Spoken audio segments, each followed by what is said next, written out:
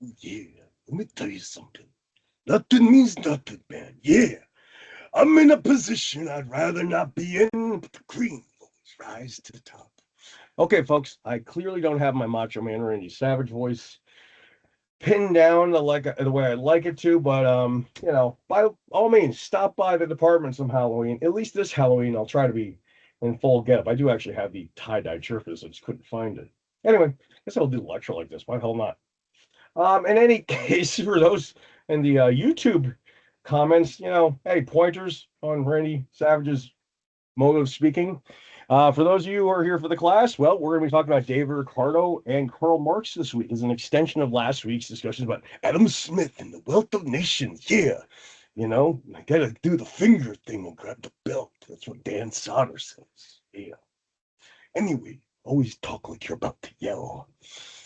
Yes, let's get into the slides. Enough of that, Professor Wasser. Okay, so David Ricardo and Karl Marx. Folks, you did not have to read anything from David Ricardo this week, but you will have read a couple of things by Karl Marx. But I do want to start off with Ricardo. Good Lord, I'm taking this off. I'm taking the, the, the bandana off. It's too hot right now for that. And we're just going to be going down to good old Professor Wasser mode. I'm, getting towards that point where the long hair doesn't look ridiculous. Okay, so I always like to point out that David Ricardo is very much the intermediary between Adam Smith's The Wealth of Nations and Karl Marx's Capital and a couple of others works, a couple of his other works like Theses on Feuerbach and The Jewish Question. Don't get bent out of shape about that particular title. And he's the kind of intermediary because he's going to be the first person to bring us this idea of the commodity specifically, formally, and the idea of basically how that relates to something like exchange value, right? So we need to understand that when we're talking about a commodity, and this is a term you're going to want to know, okay? A commodity is simply that which has exchange value. Now, we already talked about that briefly last class. I brought it up. Those of you who were fellow soldiers or military people, and that is, sorry about that. Perhaps you've already felt like a commodity in your life. It's not self-evident what a commodity is and isn't. But for Ricardo, and this is important because we're going to talk about the labor theory of value here in a moment. Commodity is defined as a tangible good that can be bought and sold or exchanged for. Okay, so you know when we really think about it, we use commodities all the time, right? And in fact, if you look in your bank account, sorry, folks, it's my down day, unhealthy product placement. Um, Yeah, folks, you use a universal commodity every single day. It's called the dollar. The dollar, or let's say cash equivalency or paper money, any one of these ways we use to describe it, what we're effectively describing as a universal commodity, the one for one value. $1 equals $1, and $1 can equate to X amount of other things, right? This drink was $3, right? Well, this equals three pieces of paper, right? Now, what's important here is that um, you need to understand that the value, the use value, and the exchange value are not always the same things. These are things that Marx is going to talk about. But in any case, the commodity is the thing that has trade value to some extent or another, whether that be use or exchange value. And the commodities, let's say natural value, or the not, I don't want to use the word about natural value. How about we just say the presumptive exchange value is totally related to what we're going to call the labor theory of value. And here's the term you need to understand: labor theory of value. The value of any particular commodity is the equivalent of its congealed labor power. Right now, or the congealed amount of power that went into it, congealed amount of labor that went into it. So that's why a coat, as Marx is going to say, costs more than like, let's say, heaping bushel of cotton, right? Because cotton is just the material, right? The coat has had labor put into it, right? And that's going to be very, very important for Ricardo. Marx is going to start looking at labor in a much more, let's say, circumspect kind of way. And that's going to be very, very important for him as we move forward because labor isn't just a simple matter of physical goods. It's not just, as Ricardo's going to say, the kind of congealed amount of literal physical goods. It's going to incorporate any number of things that go into it, right? So anybody who knows anything about creating something from, let's say, ex nihilo, from nothing, right? The painting is a lot more expensive than the paint and the canvas because, well, something intangible had to go into it, right? So that's going to bring us into Marx. I'm not going to get hung up on Ricardo, but Ricardo is an interesting read. We have him in our library. I'd say check him out. He's going to be the first person that's really going to point to the problem of mechanization in modern economic philosophy, modern economies as a whole. So if you're concerned with technology, Ricardo is somebody that you should probably read into, or the effect that technology is going to have on us. So on to Karl Marx. Anyway, Marx. Marx is a very Marx is a giant, folks. Whether you disagree with him or agree with him is irrelevant. He is a giant and one that you will all have to contend with. Before I even get into the lecture, I'd like to point out, I myself, I didn't like Marx for a very, very long time. And what I'm finding out, or what I found out as I began to read Marx, is that I didn't like Marx because people told me I shouldn't like Marx, right? I started off by reading Che Guevara and then kind of reverse engineer my ways back into Marx. And then finally I decided to take a seminar on him because, well, as John Stuart Mill says, he who knows only his side of an argument knows little about that. And if I wanted to argue against Marx, I first had to read him. Well, I found out as I'm reading him, he's not the demon everybody paints him out to be. In fact, even someone as astute as Jordan Peterson, you don't got to like Jordan Peterson, folks. You cannot deny his, let's say, academic prowess. His understanding of Marx is totally based off of how would I put this? The reactions to the social effect that Marx has had. And in a lot of ways, I don't want to say truncated readings of him, but man, Peterson misses a lot about Marx that you need to be able to pick up on. Like, for instance, Marx's humor. Peterson paints him out as this kind of demonic anti-capitalist who hates the bourgeois class, and that's just patently not the case. Now, do I have problems with Friedrich Engels? Yes. Do I have problems with people like Althusser and Michel Foucault, who came after Marx and were Marxian philosophers? Absolutely. Wolff? Yes. None of them I agree with. And in fact, if you look at Stalin and all those so-called Marxists that came after him, Marx, I think, would have had a lot to say about them in a negative sense that I don't think they would have copped to on their own. Okay, so you need to know that Marx is not the demon that people make him out to be. He's widely misread, and I'd say that's even by Marxian scholars too. Marxian scholars. I've had the fortune of reading most of his work. Now, Marx himself, he's a 19th century German or Prussian philosopher. He was primarily concerned with economics and what we're going to call historical materialism here in the future. And this is going to be related to his emancipatory philosophy. So in other words, he's really concerned with, as we understand with that phrase, emancipating the working class from the exploitation they're experiencing. There's an operative phrase that you need to understand.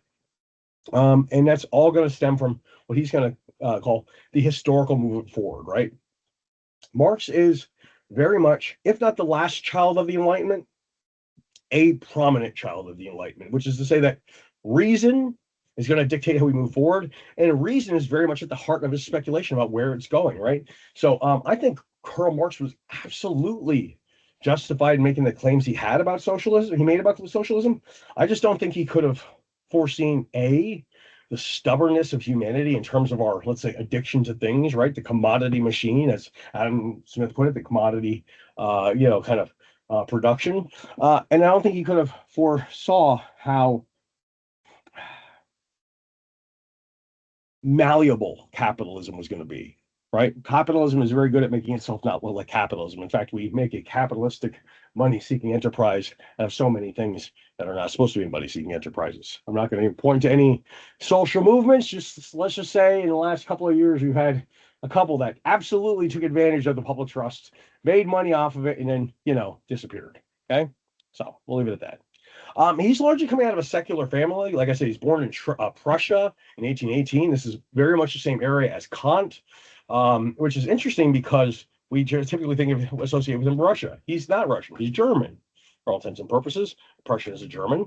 It's the kind of Prussia. Prussia is the eastern part of Germany, right? This is the part we typically consider to be the cold calculating and in business side. But in any case, he's German, and in a lot of ways, he's going to be inspired by those Germans and those Enlightenment era figures like Kant and Voltaire that came before him, right? And for all of it's worth, he started off not studying economics and philosophy. He was concerned with literature. He's very much the artist. And in fact, artistry and the ability to do what we want is at the heart of his speculative philosophy, because given the movements of modernity and given the movements of where technology is taking us, he felt that there was no reason why people couldn't pursue, or at least in a greater degree, pursue things they wanted to do. So, yeah, folks, that's at the heart here, okay, of his philosophy. Now, he's kind of the poster child, in my opinion, for an educator, or excuse me, a philosopher who didn't need good grades to get by. You know, he started off at the University of Bonn and kind of failed out and went to Berlin. And at that point, he became kind of attendant to the intersection between philosophy and law, specifically how political philosophy makes use of law. Now, another interesting thing to point out here is that at that point in the early 1840s, this is where he's going to meet Friedrich Engels, who's largely, and I call Friedrich Engels kind of his sugar daddy sometimes. He kind of bankrolls Karl Marx's career. But what's important to understand here, and you know, I point this out too, Karl Marx got his PhD through a degree mill, you know. So folks, in a lot of ways, he's kind of the, like I said, the poster child for why you don't actually need a AAA you know, Ivy League degree to make a splash in the world, right? And he certainly did make a splash, right? Um, the 1840s is also when he's going to begin to read Feuerbach. Feuerbach is a vocal advocate for the war against religion, right? Which, although Karl Marx does take that up, he doesn't embody a lot of the anger that people like to ascribe to him, right? You know, we all know that, you know, religion is the opiate of the masses bit that is, it's so frequently ascribed to him. But in all reality, that doesn't mean what we think it means, right? In terms of his philosophy and in terms of the point in time in which he was writing, an opiate wasn't a drug that kind of just lulled you to sleep and made you unaware of things. Opiates were painkillers back in the day, and Marx was very aware that it was necessary to have painkillers. But the problem is that killing the pain makes the thing that's causing the pain invisible to the sufferer, right? And for Marx, that had become intolerable. And at the time, we had to do away with the painkiller in order to move forward, right? And this is the idea behind the proletariat uprising, the class warfare that we're going to discuss largely in the next lecture on historical materialism, right? So please keep that in the back of your mind. He's going to talk about alienated labor. Now, folks, you need to understand that alienation is at the, one second, I want to take a look at this real quick. Naturalism. You probably should have taken a look at these first, right?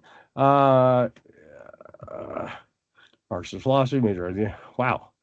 I do not like the way I have these set up, but that's okay. We're going to kind of roll with it, right? I didn't see this anywhere else, okay? So, towards my own slides. Labor is at the heart of what's going on with Marx. His work in Das Kapital, Capital 1, Capital 3 is largely going to be dealing with how labor and commodities interact, right? And in a lot of ways, he's going to be blending British skepticism, which is this kind of skepticism of the, let's say, intent behind any particular system, kind of in the same vein as Hume, with Adam Smith's empirical economical philosophy, okay? And that's important because he's going to look at these two things, the skepticism about why we do what we do and how we're moving forward in terms of our economic systems. And he's going to use that as a kind of way to kind of move forward with a, let's say, philosophical dialectic. If you paid attention to my argumentative or arguments or how to write papers section, you'll know that dialectic is not the same as sophistic, right? This is the kind of difference in rhetoric for Aristotle, but a dialectical is something that moves forward. It's a synthesis of ideas as opposed to this kind of one or the other. And we're going to say, okay, new system, revolution, wait, old system, revolution, new system. And Marx is going to see that moving forward in time, along with developments of the economic system, the superstructure of the economic base, and let's say the modes by which we produce any particular commodity, okay? Now, I want to be clear. We talked about this, Ricardo, just a moment ago. The labor theory of values, the value of any commodity is directly related to the amount of labor power that goes into it. It's the congealed labor power of a particular commodity. As we talk about this, I want you to think about everything that goes into a particular commodity and try to understand how that relates to its price. If you do, I think you'll be very surprised at really how cheap things are nowadays. You know, I was at Garrity's Ace today, down in West Pittston, and I heard this gentleman just kind of, pardon the phrase, bitching about the fact that the rewards point, you got to spend $1,000 just to get $5 back. Yeah, buddy. But if you pay attention to that thing, let's pull out a thing. Let me get any particular thing. Let me just grab something that might be at an Ace Hardware. Okay, right here. Okay. Now this is a simple, if you look, it's just a simple screw, okay? Now we take for granted this 30-cent piece of, this is an aluminum screw. It's not even a good screw. We take for granted that, as Adam Smith would point out, in previous mercantilistic times and prior to that, you would have had one person drawing out the material, tapping the thread, cleaning the thread, etching the screw. Like there's any number of processes that would have gone into that. And that would have made that screw right there about $10 or something. Whereas nowadays you can just go grab a handful of them at $30 per piece or an ounce and just walk out with it. So yeah, maybe you're spending $1,000 only getting $5 back, but you're not spending $10,000 and getting $5 back, which would have been the case back then if they had rewards programs, which they wouldn't. Okay. And that's just the material thing, folks. How about this? How about this one? How about this one? We're going to use the X-Acto knife I use. So this is an X-Acto knife, right? Some of you have used these things before. I use it to trim cigars I haven't finished and whatnot, or you name it. I kind of use it for a multitude of things, right? Who thought to put it in this kind of like big, like almost like paintbrush style handle or makeup style handle? Who thought about this rubber thing? Folks, in order to make these changes, you first have to have ideas about the thing. And the fact of the matter is that an idea is part of the labor as well, and we can't underplay that. That's why intellectual property is such a major part of the American system of commerce. Okay, so please keep that in the back of your mind. So I talk about the 5 levels. So, okay, folks, we need to kind of go step by step. Now, before we even get into alienation, okay, we need to understand what's going on here, right?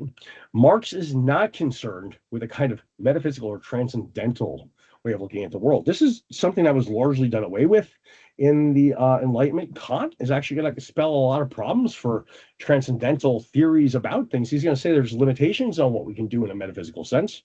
But Marx is ultimately even more pragmatic than that. He's concerned with this world. He's concerned about what goes on in this world because this is the only thing that we can actively prove. And he's going to say that all events, all things that occur are part of the material world, just as a truth, right? That's a truism. All things are part of the material world. Now, I do like to talk about psychological events. Do psychological events count as material since they occur in the brain? It's unclear. That's something to discuss. But the fact of the matter is that, well, there is a strong argument to be said that psychological events are still material in nature. Okay.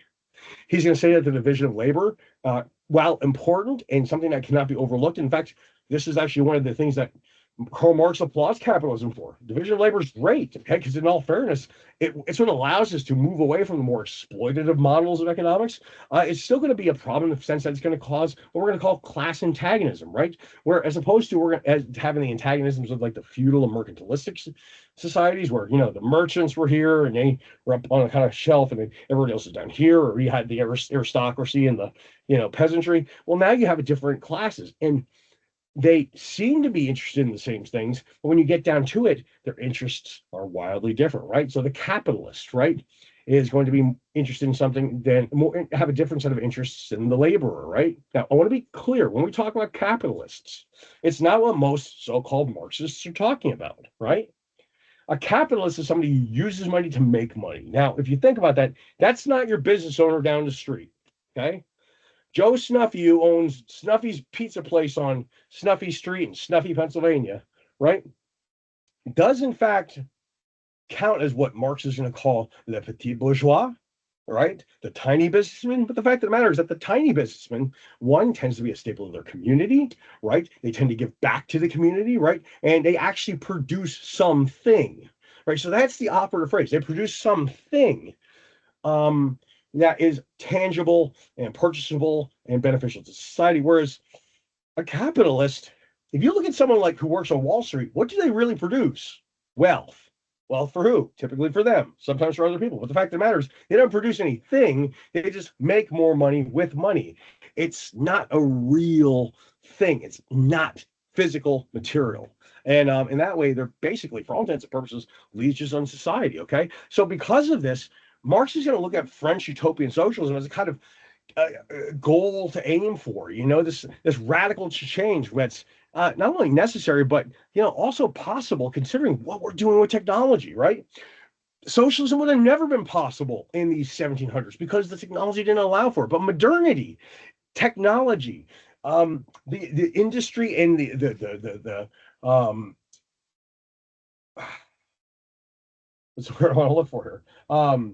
Manufacturing itself, mass manufacturing, right? Actually made it possible to move beyond exploitative systems of economics. And that's exactly what Hegel's dialectic is about, this idea of progressive realization. Now, for Hegel, progressive realization, the dialectic was all about the spirit, right? We were all going to become this kind of unified spirit, which Kierkegaard absolutely lost his pardon the phrase shit about, and understandably so. Marx is not looking at the dialectic of spirit, but he does like the dialectic as a concept. And in all fairness, we know this when we argue.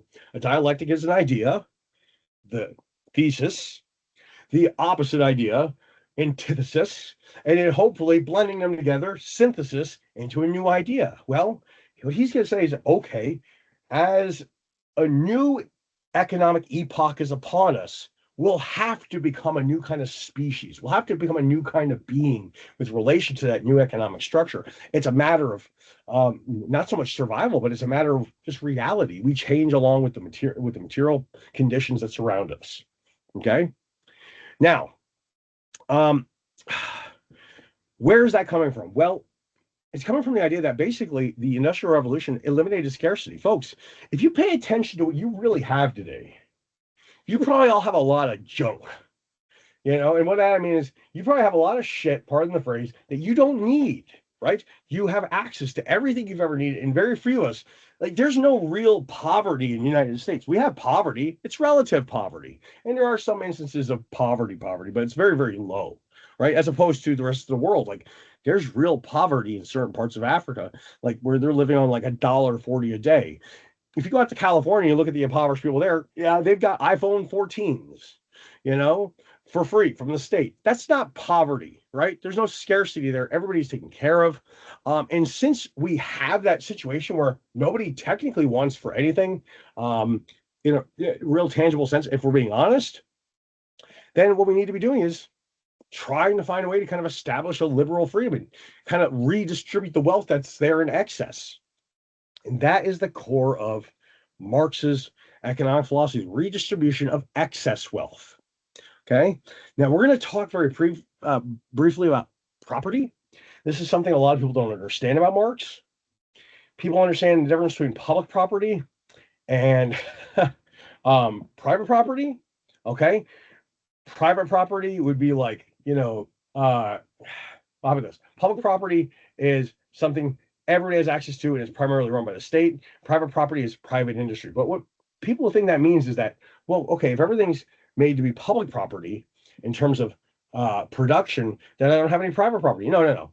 Marx also identifies personal property. Personal property is your dog, your house, your car. Like, he's not saying you have to give these things up. He's just saying that the means of production are going to have to be made public to prevent, let's say, monopolies from occurring and private industries from pursuing their own interests as opposed to the interests of the people. I want you to be clear about that because that's really important. Okay.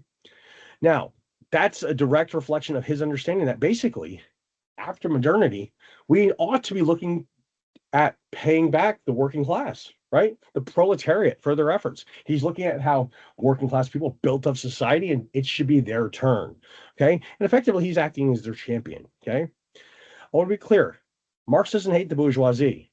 If you hate the bourgeoisie, you're not Marx. Okay. You might be a Marxist but you're definitely not a Marxian, and Marx wouldn't have liked you. He thought that capitalists were doing what was in their nature. If you're a capitalist, you have a very particular personality, which is interesting because he does talk about their psychology. He says they're acting within their nature, but at the same time, we need to recognize that, and we need to, for all intents and purposes, help emancipate them from their own particular ideology. Okay. So please be clear about that. He doesn't hate the bourgeoisie. He thinks they're kind of captive to their own temperament. Okay. And for all intents and purposes, they need to be made to work to understand. Okay. Now, some examples of that, like I said, are stock traders, or how about this? Like, even to a certain extent, I can't even say parasolvent anymore. I've come to realize you produce quite a bit. But people who just kind of inherit money and live off it, okay? What the key thing here for you to understand is this, okay? Oppression in any economical system, it's built into every layer of society and every feature of society based upon, let's say, the material and the material of that society and the means of its production. So, in a lot of ways, if we're looking at capitalism, we have to look at the means of production that come along with that, right? And then, look at where it's moving from there. It's not self-evident that we're in a modern era anymore. We call it the screen age. I don't know if I like that. But over the course of so many years, we've seen the rise of the gig economy, right? Um, Capitalistic wage labor is kind of going down. So wage labor is the characteristic mode of, let's say, economic reciprocation when it comes to capitalism. We're getting away from that a lot, but we're also moving to, like, if everybody noticed, there's a lot more emphasis on tipping now, even if we don't like it. It's something I think about every time I bring up this slide, okay? Which is that if we're at the end of modern history, right, and if we're moving towards the end of exploitation, as Marx hoped we would, what does our economy look like? And are we actually at the end of exploitation? Marx said this, folks. Capitalism will lead to socialism. Socialism wasn't the end of exploitation. In fact, it was from each according to their ability, to each according to their output, right? That's socialism. So if you were willing to work, you got what you put into it, right? Which is a far cry from communism, which is from each according to their ability, to each according to their needs. So, your input didn't necessarily reflect your output. You got everything you needed, regardless of whether you worked or not. Okay, that's communism. Can we ever get there? And in that sense, is that still an exploitation-free system? It's certainly not exploitative of the workers' communism, but it's still kind of a form of exploitation. It's the workers' exploitation of the system. And is that any better? These are all questions I need you to think about, okay? But just know that Marx is going to say, as history moves forward, as technology increases, as our ability to produce increases, and as we accumulate more aggregate things, we have less need for an exploitative model of economics. Now, here's what you need to understand, folks, and this is the definition I want you to understand, okay? Value. The value of a commodity for Marx is a result of its congealed labor value, okay? And this is the difference between the concrete labor, the physical thing, and the abstract labor. So abstract labor is the thinking, concrete labor is the physical thing, okay? We're also going to start paying attention to the homogeneity of labor power. So, human labor is actually a very important fact of the matter at the point of exchange, which is why, if you pay attention, like, let's say, free range chickens, right? That's a much more expensive egg than a regular, good old fashioned Weiss extra large egg. Why? Well, they have to keep the chickens in a particular kind of way, and that requires that requires an extra bit or extra degree of human labor, right? So it's not just the total labor power of the individual worker, but everything socially necessary for that commodity come into play. Okay, so that's how the value of any particular thing is determined in the first place. And then there's an exchange value, okay, which it's not only determined by the abstract labor costs, it's actually expressed in a certain kind of way that's different from the inherent use value. So we already know this, right? Suggested market MSRP, right? For eggs, 229, exchange value, 350, right? Well, why is it like that? Well, for all intents and purposes, there's a markup, and you have to account for the markup because there's an extra bit of labor that goes into selling the thing, which, by the by, that's why companies like Dollar Shave Club were so powerful, right? They eliminated part of the physical labor, the concrete labor, the time and the space that Adam Smith talked about. And they actually even eliminated some of the abstract labor, right? The advertising and, all the other things that go into, making a product sellable in person. Okay. So you need to understand that. Now, this brings us to the concept in the last slide of today's lecture, which is simply this. Okay. Commodity fetishism. I just said eggs cost $3.50. Well, the reason that eggs cost $3.50 is because it's not just composed of abstract and concrete labor. It's not just composed of physical properties. It's composed of historical properties, right? There's a precedent. That's why we pay attention to markets, right? So eggs are not only a static thing, they're a market in their own, and they fluctuate, right? Which is why prices go up and down, okay? And those are difficult to know. Now, the reason we call it commodity fetishism is because, for all intents and purposes, a fetish is anytime you assume a natural value for a thing, right? Let's talk sexual fetishes for a moment. Whatever your kink is. I don't think these terms should be interchangeable, but they are. Whatever your thing is, you can rationalize it after the fact, but people who have sexual fetishes assume that that is naturally good. It's just something that appeals to them without them knowing why. The same thing goes to fetishizing a commodity, fetishizing a book, fetishizing this, fetishizing that. When you just assume that its value is what it is, that's you fetishizing it, as opposed to understanding it thoroughly. And for Marx, that is massive and a big no-no. Okay. In order for us to kind of move forward as a culture, we need to understand what goes into the value of a thing, why a thing costs what it does, not just in a literal physical now sense, but in a historical sense. Okay, folks, we're going to move forward with historical materialism in the next lecture. I'm going to cut this off for tonight. If you have any questions, email me, and I'll talk to you tomorrow. Bye.